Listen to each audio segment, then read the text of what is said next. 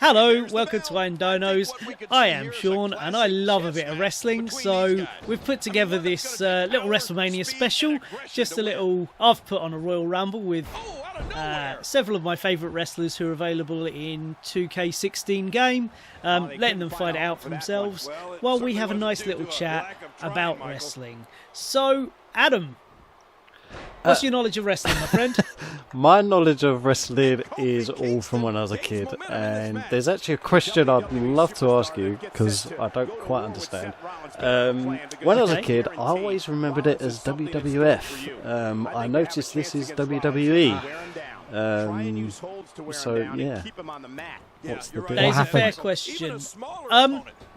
Well, basically they got sued by the World Wildlife Fund. Angry pandas. Yeah, it was in the early 2000s. There was they always had some kind of, because the World Wildlife Fund was around first because the WWF used to be the WWF. And they changed the WWF, and there was some kind of weird deal where the wrestling was allowed to use those initials, but only within a wrestling context. I think they then got the domain name WWF.com or something, and basically then lots of lawyers got involved. So very sadly, all of those donations to your charitable organisation to save wildlife was spent fighting a wrestling company in court over 3 initials. That's actually why I've not supported the World Wildlife Fund since. I support other charities. Don't get me wrong. I haven't gone. Nope, all charity is dead now. But if you've got tens of millions of charitable donations to spend trying to stop a wrestling company using the same initials as you and claiming it could cause confusion, I'm sorry, that's not the charity for me. But anyway, not where I thought this was going. So, did you watch the WWF as a kid, or are you more of an English-based guy? You must recognise the giant haystacks and your big daddies. I remember. They won't be in this. I remember the is it the Hart brothers? Owen Hart and Owen and Bret Hart. One, if not both of them, are in this actually. I remember the Undertaker. Is that who I'm seeing there? Yeah, he's in there. I remember. Is it Triple H? Yes, yeah. Wow, that's... I keep forgetting you're a bit younger than me, so you probably weren't watching during Hulk Hogan's glory days. Normally you say to someone my age, name a wrestler, Hogan, Warrior... I remember them purely from watching... I did watch a lot of the classics when I was younger. My dad quite liked a bit of wrestling. So that's the Giant that's just come in. I remember that. Andre the Giant, yeah. But from the Princess Bride. I probably stopped when I was about 12, 13. So yeah, my knowledge beyond... I think my knowledge beyond when Owen had that accident. Yeah, he died, yeah. That my knowledge beyond that is very limited. So. Oh wow, okay. So yeah, all that's happened since, I have no idea. That's fair enough. I mean, yeah, basically, I can understand why that might take you out of it. Jason, hello. If you would care to lighten the conversation, sorry. please, or are you just going to say, "Oh, I stopped watching when Chris Benoit killed his wife and kid. That was it for me." No, I will avoid any obvious jokes to bring this down and go. I'm going to be honest, wrestling's never been very high on my enjoyment list of things to do. It's always been something that other people liked. When I was at school in the early 90s, for some reason there was like a year when everyone was into wrestling, it seemed, and I sort of went along with it, but I didn't really watch it. It was on TV on Saturday mornings and things. I remember people were sort of wrestling in the playgrounds and stuff, and I would get beaten up that way. But it's all play, it's all fun, it's all sport, so that's fine. But yeah, I remember the characters, and then you'd see there were two. I'm going to get the names wrong, but obviously the games out at the time, and they would appear on magazine covers. There was two guys dressed in like really fancy outfits, lots of pink, and they might have been twins, top hats and things. But I don't know their name. Yeah, that would be the Hart Foundation. Okay. It would be Bret Hart and Jim Neidhart. Maybe. Obviously the Hulk Hogan's and the but it all blurs into one for me. So The Rock and Hulk Hogan are the same era to me. They are very, very different eras and very, very different men. I know they're different men. I'm not confused about it. There's only one wrestler, and that's Giant Haystacks. No, I can comprehend different. I'm looking at multiple people now. I don't think this is all one person. And also, obviously, you're a close friend of mine, I'd say, and you're heavily into wrestling, I would say, and you would often hold wrestling days where people come around and watch stuff and dress up sometimes. And I got invited to a few For of those. WrestleMania. Yeah, okay, sorry, I get the name right. And yeah, it's a sport which is there. I'm happy it's there. They look like having fun, but it's just not really for me. They look like they're having fun. They're doing it wrong. They're Look supposed at to them. look like they're fighting. They're adorable. Well, I'd say that I never always felt like they were fighting to me. It's never looked genuine. I mean, to I know be fair, it's the WWE product. There's better wrestling and more sports-based and more realistic-looking wrestling out there. WWE has always been the one that aims for the broad audience and the casual fan. Yeah. I by no means putting it down, and I can see it as entertainment, and it's.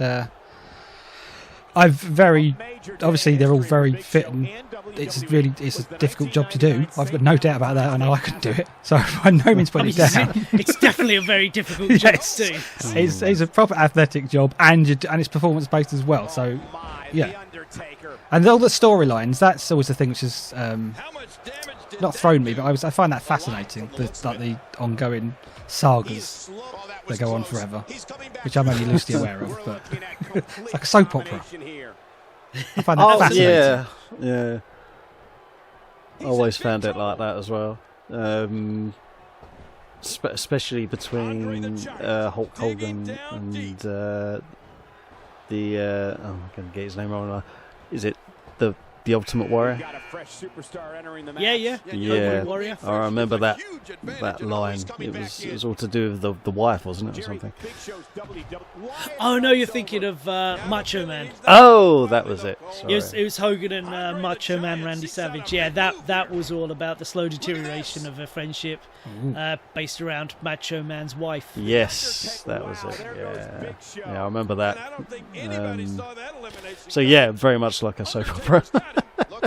Just with fine. Absolutely. And that is part of, in my mind, what makes it such an utterly unique form of entertainment.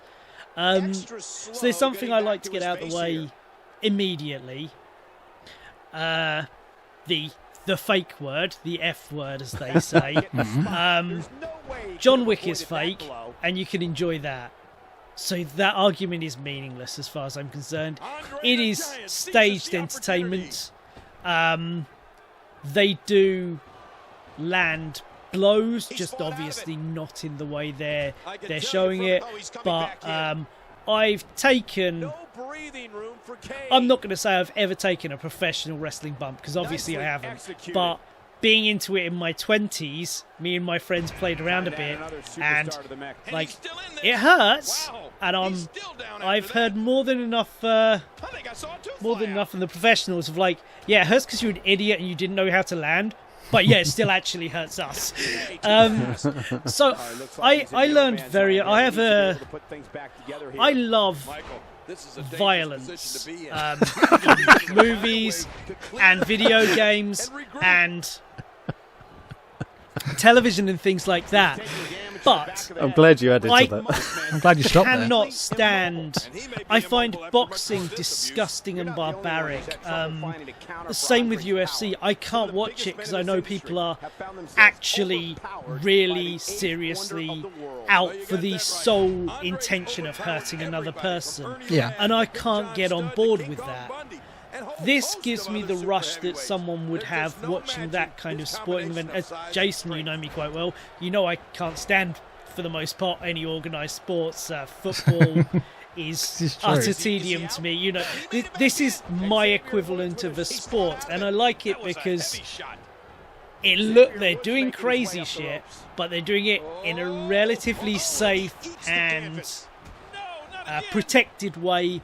So at the end of the day, no one's actually going to hospital. No one's no one's life should theoretically be shortened by the things that are happening in the ring. Obviously, back in my 20s, I didn't understand that taking unprotected shots with big bits of metal to the head could seriously injure you and fuck up your brain. The wrestling industry pretended that wasn't a thing until the late 2000s, which, interesting, you know, is when I stopped watching actually. But the first time. But yeah, I could get my quote unquote sport. I get from this what people get from football. And like I say, when you want to tell me this isn't real, well, I enjoy The Flash. The Flash isn't real. It doesn't make it any less enjoyable. You know what I mean? It's about suspension of disbelief, and the fact that I can suspend my disbelief, enjoy watching some violence, and know that no one's going to the hospital at the end of it, that's a good time to me. Yeah. And look at him, Michael. He looks the WWE is a curious animal because it was what, you know, it is the biggest company. It's the one everyone knows. It's the one everyone grew up with. It's the biggest name in wrestling. So when I got into it, this is what I got into it. And I got into it in what is largely seen in the year 2000, which is largely seen as one of the best years creatively the company ever had. Right. This is when you were getting all sorts of crazy crap, like this is when they brought in the tables, ladders and chairs match. So oh yes, I remember that. There's this awesome spectacle of these guys saying I don't want people to actually get hurt, and tables, ladders and chairs matches, but I was a kid, I didn't know any different. But yeah, it was all stuff like that. It was all, you know, The Rock was in there, Triple H was in there, Austin came back. You had all of these larger-than-life characters doing all this ridiculous stuff. It was super awesome, but WWE's problem is that, problem and probably greatest strength is the fact that it's for casual fans, and it wants to be for a family audience. So I came in at the tail end of their being as adult as they were getting. Right. And it was still quite puerile, you know, edgelord 90s. You know, the nonsense and shit you think is edgy when you're a kid, but that was quite fun for me. And then it got increasingly stale for me in the late 2000s, which a lot of people call one of the weaker eras for WWE. And then one of my, I jokingly referenced him earlier, one of my favourite wrestlers, Chris Benoit,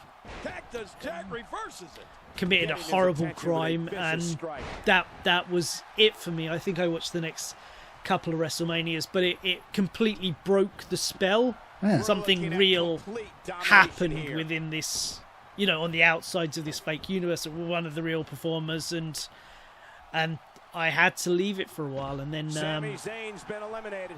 I didn't pick it back up until 2013, when you know, me and a couple of friends decided to sit around, and you know, it's kind of how you do. You say to one friend, oh, hey, look, we've not watched this thing in like 15 years or whatever it was for him. For me, it was, 8 or whatever. You kind of like, hey, do you want to watch this thing? We'll have a couple of beers. It'll be a bit of a laugh. You're like, ha, ha, ha, ha, ha. And a couple of other mates are like, oh, what are you doing this weekend? You're like, oh, you know, I'm going to watch some wrestling. You know what? Like, wait, you're watching wrestling? Yeah. I'm super into that. Can I come? Yeah, okay. And the next thing we knew, there were like 6 of us. And from that, like, I wound up living with 2 of those 2 people for a while. So, yeah. Off the back of those friendships that were forged. So, wow. Yeah. Wrestling makes relationships blossom. Yeah. Absolutely. And it's, it's a lot of fun. Again, I don't watch it the way I used to. They've got... WWE has got a pay-per-view or network special a month, which is, 3 to 4 hours. They've got 3 hours of Raw on a Monday, 2 hours of SmackDown on a Friday. They've got 2 hours of NXT on a Wednesday. That is way too much, and I can't watch that much WWE. I used to, when I was in it the first time, I used to watch everything they put out.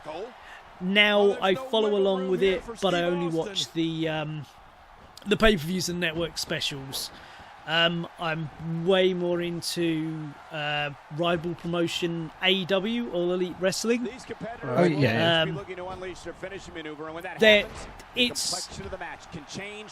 I love what WWE does for what it does. As a spectacle, as this big stadium-filling, amazing thing that no one else quite puts on induction like it. But for the wrestling, for the storylines, for the characters, AEW has it beat. WWE have long since stopped wanting to be a wrestling company. The thing that is last on their minds is the actual match. Okay. And some could probably say the storylines these days because the writing is garbage. But So is it geared towards the family? It's very... Most of the stories for all of the characters are the same, and a lot of the characters are interchangeable. You just... it's so the smallest of kids can follow it, and the most casual of fans, because I did find a large part of... Sorry, I was going to say, I did find the characters in the past a lot more interesting than today's characters. Not that I've watched it too much, but today's characters seem a lot more the same.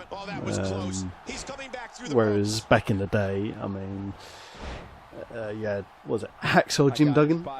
And then the likes of, I say, Hogan. It is amazing. See, this is an amazing thing. Hacksaw Jim Duggan is so remembered.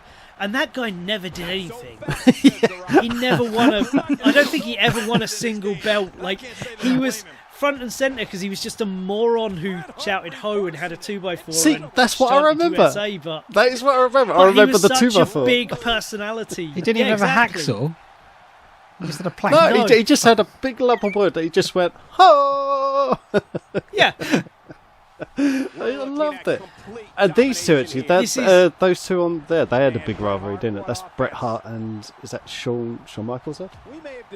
It is. They had the biggest of rivalries, especially off screen. Yeah, I remember that. That was huge.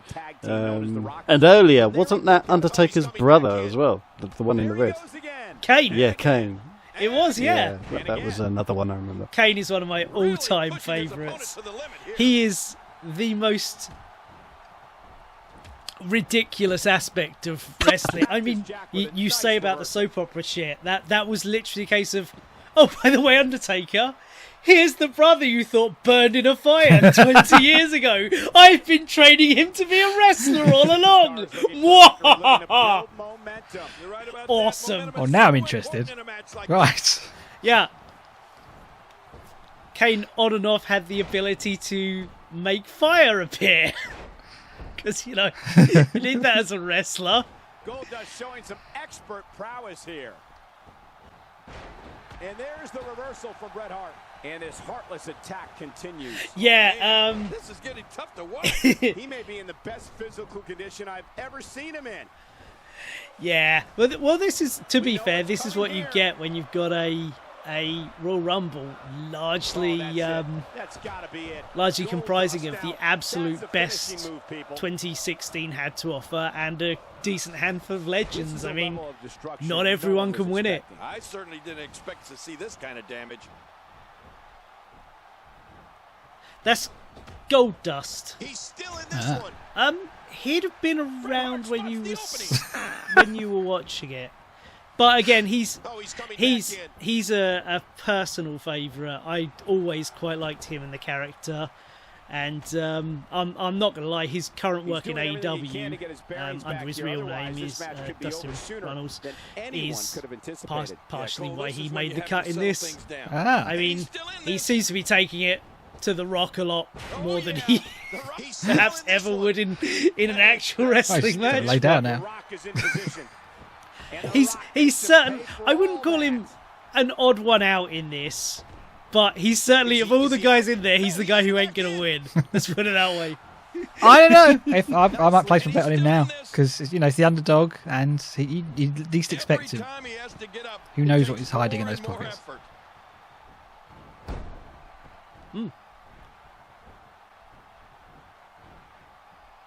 After a move like that, yeah, he's X-Pac, gonna yeah. need a chiropractor in his near future. We're looking at No. complete domination here. He's never really been a favourite of mine. I don't know if he's in this game, to be honest. I think he might have been. The 1, 2, 3. Yeah, absolutely. Yeah. Don't know him. Oh, this is not going to be good. That's it. He's done. The toll from this match is really starting to show. Ah, right. Yeah, I've seen that.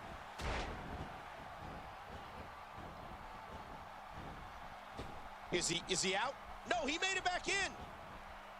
That's right. Yeah, he was from a generation where so much of what we take for granted today and so much of what makes the main event scene up today, a guy like the 1, 2, 3 Kid who became X-Pac was doing it when no one else was doing it really in WWE, or possibly outside of the cruiserweights, which was the division for smaller wrestlers on WCW.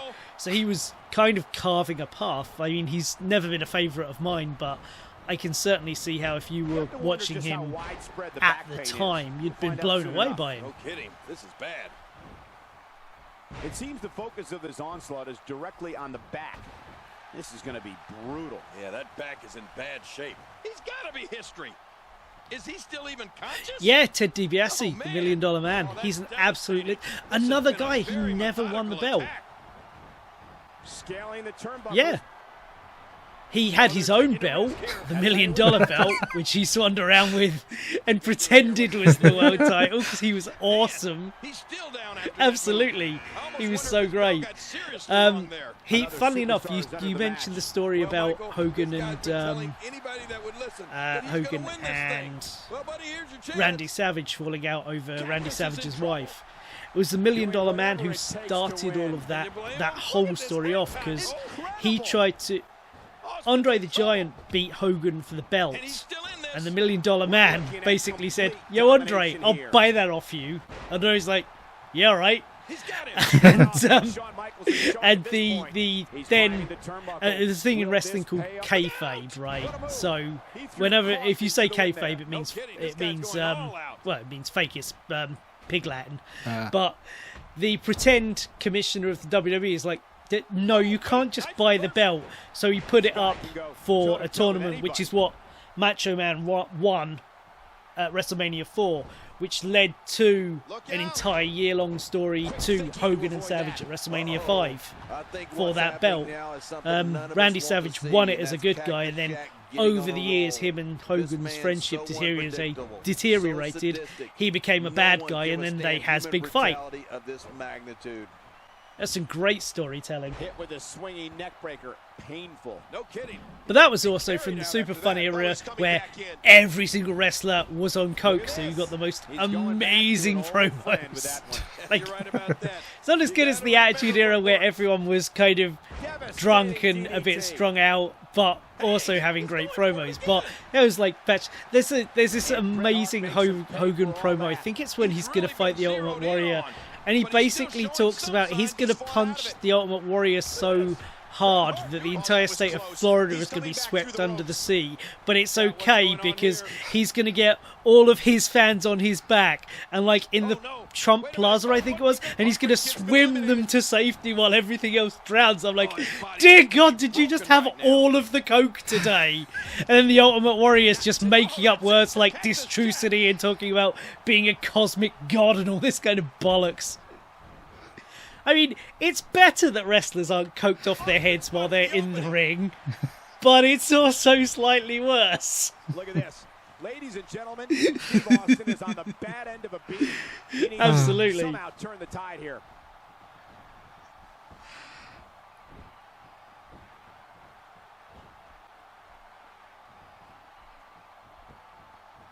These are great competitors. Jake Snake. Great, tremendous. And they pushed him out. They got I him can't remember out. if he was in the roster for this, but yeah, if he was around, I probably would have put him in, so you probably did see him. Golddust showing some expert prowess here. It's nearly impossible to deal with this type of power. I said another guy who never won the belt. He was the subject. He has since claimed he got somewhat screwed at it, but he was, when I first became a fan, he was a large part of the subject of a documentary called Beyond the Mat, I think it was, which was Golddust, lasting a ridiculous amount of time, which was about the realities of wrestling life, and it was about him. He was a real mess in the late 90s. It's about him kind of trying to get his life back on track and failing. It was really hard to watch. But that's where Mick Foley was in this earlier. That's where I learned just what wrestling can do to a body. I mean, he's lost. Would you have been around or would you have stopped watching? Did you see the Hell in a Cell match where Undertaker nearly kills him twice? There's this giant cage over the top of the ring, and like they start the match by going up to the top of it, and the first thing Undertaker does is just throw him off it. It's one of the most insane things I've ever seen in my life. I think I saw that around yours, Shaun, actually. I might have shown you that. It is one of the. It is kind of sickening, but it's also one of the most amazing things I've ever seen in my life. That was. But then Mick Foley gets back on the cage to fight him again, and the Undertaker choke slams him on the cage, and the cage gives way and he falls straight through to the mat, and that was not planned. He was supposed to stay on top of the cage. Yeah, and it nearly. It's one of the most unbelievable things you've ever seen. It's insane. And here he is. They carry on. The apron short. Daniel. Daniel Bryan's eliminated. Cole, if you ask me, Bret Hart's sharpshooter is right up there with Ric Flair's figure four or even Stone Cold Stunner. Yeah. And all the other iconic finishers from over the years. Quick thinking to avoid that. Happy day. We used to sell play sets for that. They took the kids, didn't they? Like the chairs and the ladders and the tables, whatever. Yes, they did. Those are the days. Just to make it. Sorry, I was to say, just to make a little side note about these actual games. This one was really, really strong. This is the only one. This is one of the only two of this series I bought because they're largely the same. They just kind of tweak around the edges of how the mechanics work, and they also put a different storyline into them. So I think this one had an Attitude Era storyline. It was like the Rock versus Austin kind of timeline. But this has got a great roster, a great roster of current stars and a great roster of classics as well. So that was this. I also bought, I think it was 2018 for the Switch for my ex-housemate Alex as a joke birthday present, because it was like unplayably broken. Like the way these work is that the company, they're like the FIFA games. Basically, the company that makes them every year. So they just tweak a couple of the wrestlers, a couple of the costumes, and maybe fiddle with the engine a little bit and release the same game. But when they came to port it to the Switch, they had to basically make a new game, and it just doesn't. Like, you can't even watch an entrance. It stops and it stutters. I didn't want us to get flagged for copyright, so that's why you're not hearing any of the music and not seeing any entrances in this, by the way. I'd have loved to have put it all, but I know for a fact that WWE is incredibly litigious and would just immediately copyright strike our channel to oblivion. So that dude, the big dude with the beard there, Yeah. in this incarnation he was called Luke Harper, but he mainly wrestled under, or outside WWE, he wrestled under Brody Lee. He very, very sadly died last December, and that was like when one of my favourite wrestlers died in 2008, 2007, sorry. That ended my love of wrestling because of what happened. When this guy died, it reaffirmed my love of wrestling. He didn't die of a wrestling-related thing, but the amount of support AEW showed him through his final days, his wife and his children. I mean, his oldest son to this day they put him on television. Like, so he came in as the Exalted One, the leader of a cult. It looks like it. And like, no, he was incredible. Like, he was one of my absolute favourites. And they kind of, when he got ill, they started turning his cult a bit more comedy. So they'd still occasionally reference him. They wouldn't say why he was away. But they kind of slowly turned him more comedy. So, because they didn't know if he was going to pull through or what. And when he sadly died, luckily his cult were then quite goofy, likeable people. So they just put his son in charge of them, like his 10-year-old kid. And they just clown around, and like, this poor kid's having the time of his life, getting over it. He's surrounded by, he's known most of these wrestlers for God knows how many years. So it's really heartwarming. Everyone throughout the industry, he was a good family man. He wasn't into all the drugs. He wasn't into this, that, and the other. It was just absolutely heartwarming. It was, somewhat reminded me of the best there is in wrestling, as opposed to what you normally hear, which is the worst. Oh, it's lovely. Oh, Luke Harper is taking advantage. Oh, that was close. He's coming back through the ropes. Okay, we've got as Triple H, who just got slammed over there. Well, the guy on the outside is Christian. He's a personal favourite of mine. Everyone in this is a personal favourite of mine, but he used to be in a tag team with Edge. That might have been just after your time. He's cool. The rest of them, Brody is the big guy with the beard. The guy with the black hair and the little pants there is William Regal. He is one of the all-time greats. Again, never really won. He never won the big belt. He won his share of belts, but he's a wrestler's wrestler. I'm very big into technical wrestling.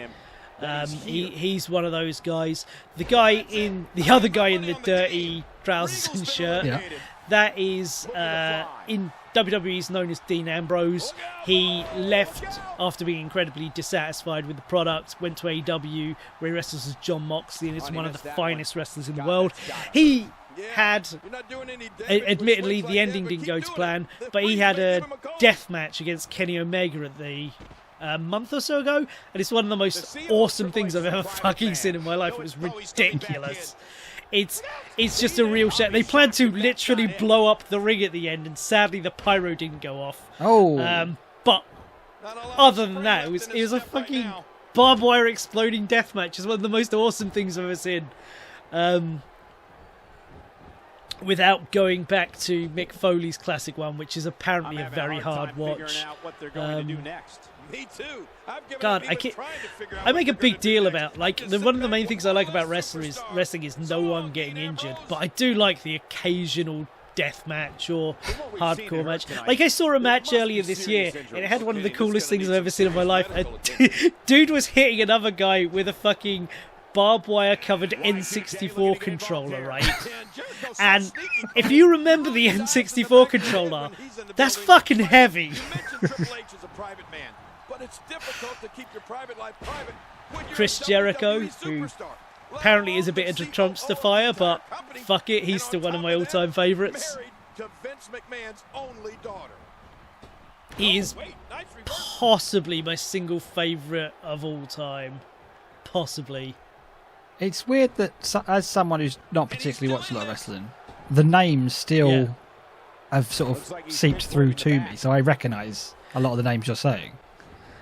Absolutely. I mean, you've got to remember that in the late 90s, probably 98 through 2001, wrestling was absolutely fucking huge again.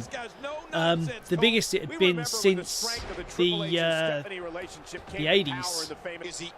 I mean, it was absolutely massive. I mean, everyone had heard of Stone Cold Steve Austin. Everyone had heard of The Rock, at least. Yeah. Speaking of The Rock, just to take it a little side, any movie fans of his here? I like him as a person. I've always been interested to know if there are like massive fans of his movies who never really watched him wrestle. I've never, because like he's always going to be The Rock to me. Like he hasn't. I think he's still always billed as Dwayne Johnson, but he just will always be that was his defining role to me, I guess. To me, he's that interchangeable, the name Dwayne Johnson and The Rock. I will always think of him as The Rock for some reason, even if it's in a movie role. And I've seen several of his films, you know, Jumanji one, the wrestling one he did. No, that was wrestling. He used to wrestle. No, the one with Florence Pugh in it, that one. Fighting with my family. I enjoyed that. That's really fun. But yeah, no, I didn't realise it until you just said it, but I do think of him as The Rock, yeah. I'm not sure if he knows where he is right now. Cool.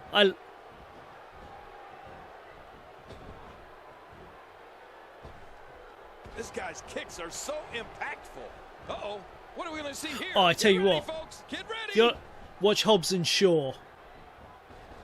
If you want to laugh, watch. Did you ever watch? Like, I don't like Fast and Furious. I'm not a car guy. However, I've watched like the last 3 of them because The Rock's been in them, and then they added Jason Statham as well. I'm like, well, there's no fucking way I'm not watching something with Jason Statham and The Rock in it. And then they just went, fuck it, we're going to do a spin-off with him, and we're going to put Idris Elba in it as well. I'm like, oh my fucking god! This is like the most charismatic film that's ever been made. It is an entire, it's like, what, almost 2-hour movie predicated on how much do you like The Rock and Jason Statham coming up with entertaining euphemisms for calling each other dickheads. A lot. You will enjoy this movie. Not at all. Maybe watch something else.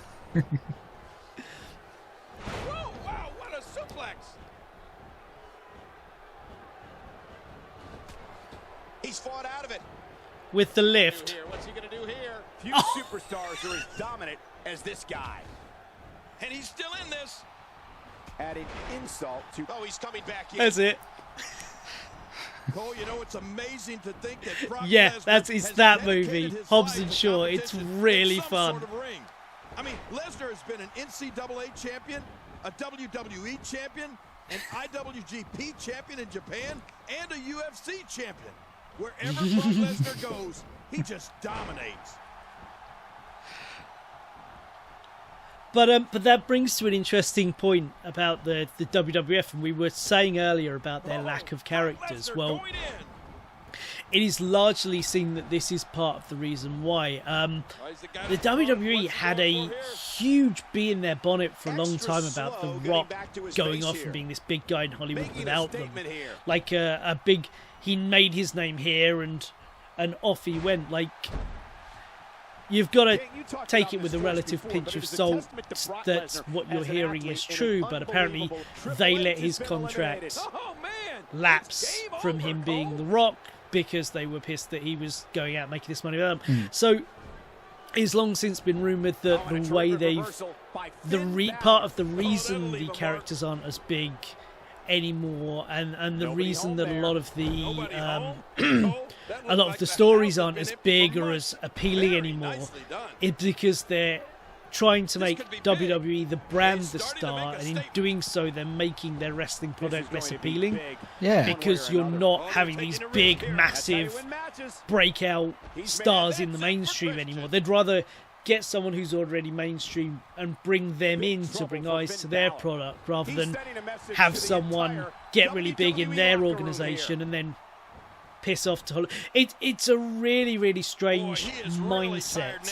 I don't know how much I buy it, but you hear it so much from so many people backstage in interviews when they leave WWE and stuff like that, that if that is the case, then it would explain a lot, and it's kind of sad. What a crafty maneuver.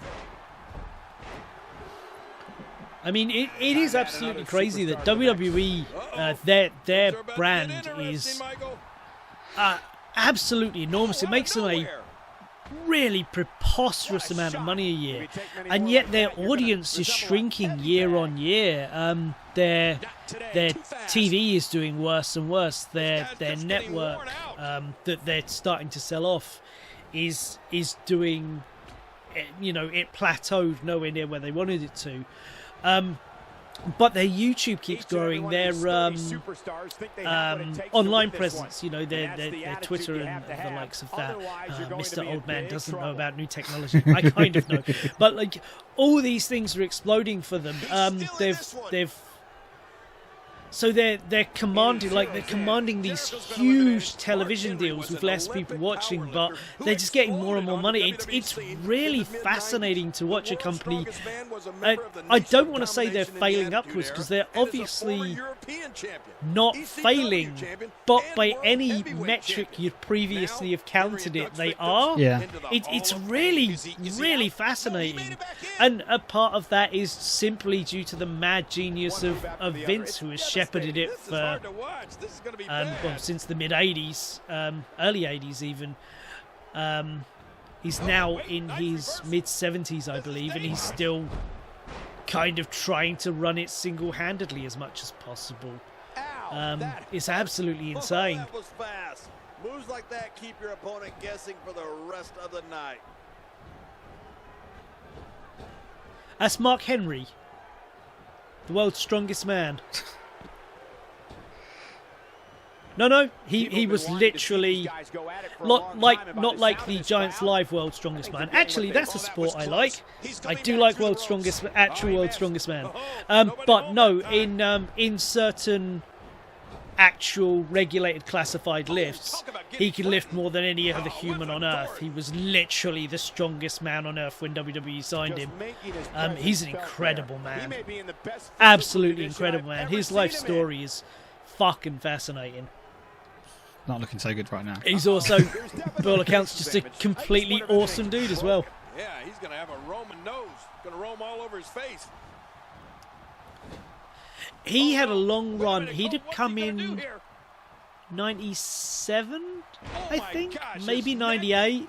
But he was off for long periods of time. Due to the size of him and everything, he's not a man built. His muscles aren't built to wrestle 5-6 times a week and that, so he was off injured a lot. Like, he got this crazy deal where I think he got like this crazy 10-year deal for all these millions of dollars, and like they'd again allegedly try and get him to quit by giving him the most ridiculous shit in the world to do, and he's just like, yeah, you're still paying me to do this, so I don't fucking care. And he was eventually around so long that they finally went, actually, this dude's really legit. So they put the world title belt on him. He's had two of the most incredible... they may have been They may have burned briefly, but they burned very brightly with him. He had the Hall of Pain where he basically just come out and went, yeah, I'm just going to murder everyone now.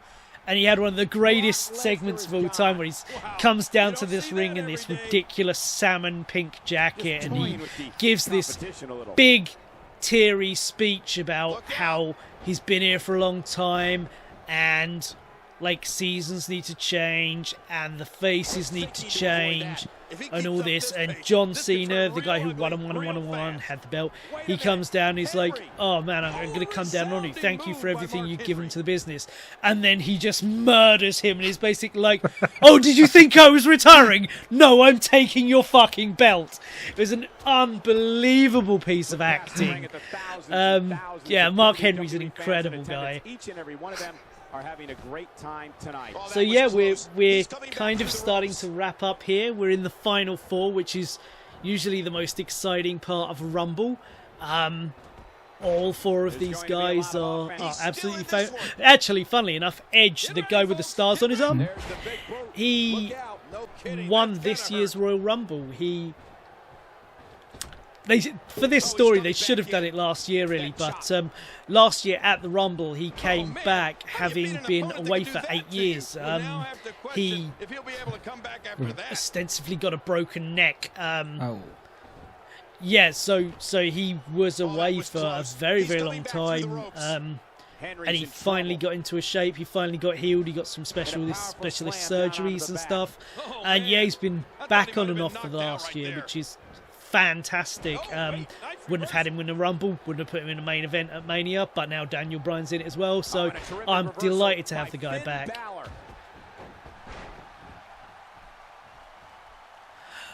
So the smaller guy next to him is Finn Balor. Finn Balor is an incredible technical wrestler. For big special matches, he paints himself up like a demon and comes out like a crazy person, which is pretty goddamn awesome. What an idiot. He's an Irish dude, and that's Brody Lee we were talking about earlier has just gone out. I assure you that hurts. If this was live, I'd want Finn to win because Finn is the youngest up-and-comer dude. I mean, he's probably, this has been a great matchup. I think he's 40 now, something like that. Wow. But he's, controls the pace of a match. Bear in mind, this is 2016, so this is around the time that he actually won the belt anyway. But yeah, Finn's an incredible wrestler. He didn't get the proper shake on the main roster, but he's getting close. He's back in NXT now with the belt. So after everything we've witnessed, it comes down to this. Final two. Which one of these combatants will win? Whoa, that was not a good model on Edge there. That could have looked better. But yeah, so I love wrestling. You know, for all WWE's faults, I'm gonna sit and watch all of WrestleMania with a Zoom call with my friends because we can't do it live this year. I'm going to have a massive crate of Budweiser and probably a couple of cans of Pringles and stuff just to make sure it doesn't get too wonky in here. And yeah, we're going to sit and watch what will be, 6, 7, 8 hours of wrestling on a Saturday. And that's a pretty good time for me. I don't know how he does it. I've been in the business a long time, and I haven't seen anyone with the energy. Oh, that's it. That's got to be it. Finn Balor. Now that's a finishing move, people. I love hearing about your passion for wrestling. And Adam, you know a lot more than you said you did, by the way. Absorbing a little bit of punishment here. It seeps in. Nothing to be overly concerned about, though.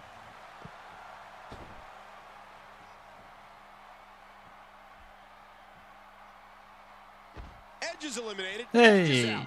What a win. Man, he's got to feel great. And our winner is Finn Balor.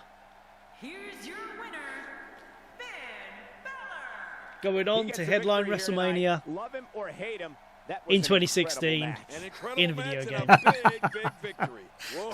I think he just put the entire WWE He falls off there. that victory. A spectacular So this Rumble. time, it probably What a would have been victory. against Brock Lesnar, who we did have a match with, and it was really, really good. But unfortunately, he lost. So there we are. That's the end of our Royal Rumble. Thank you, everyone, for watching and or listening. I love wrestling, and yeah, enjoy WrestleMania weekend, everybody.